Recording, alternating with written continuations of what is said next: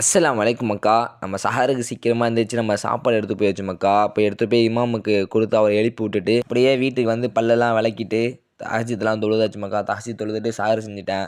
சஹர் செஞ்சுட்டு ஃபஜருக்கு போயிட்டு தொழுதுட்டு வீட்டுக்கு வந்தேன்.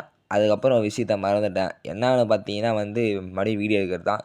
ஸோ அதனால் டேரெக்டாக ஜும்மாவுக்கு போகிறது தான் எடுத்தேன் மக்கா. ஜும்மாவுக்கு சீக்கிரமாக பள்ளிக்கு போயாச்சு. சீக்கிரமாக பள்ளிக்கு போயிட்டு அழகாக உட்காந்து பயான்லாம் கேட்டுட்டு தொழுதுட்டு நேராக பசங்களை பார்க்க வந்துட்டேன் மக்கா. நம்ம பசங்களை பார்க்க வந்த உடனே என்ன தெரியுமா கூத்து, இங்கே பாருங்க.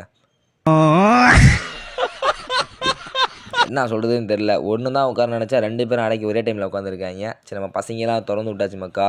அதுக்கப்புறம் நம்ம 30 நாளில் மாடு வாங்க போகிறோம். டே 8 விலாக் பார்ப்போமா. இன்றைக்கி எல்லாம் திறந்து விட்டோன்னே இவங்க சைடு ஒரு மாதிரி குஜாலாக இருக்காங்க, இவன் ஒரு சைடு குஜாலாக இருக்கான். எல்லாம் திடீர்னு எல்லாம் குளிக்க ஆரம்பிச்சிட்டாங்க மக்கா. ஒருத்தன் தான் குளிக்க போனால் எல்லாம் குளிக்க ஆரம்பிச்சிட்டாங்களா.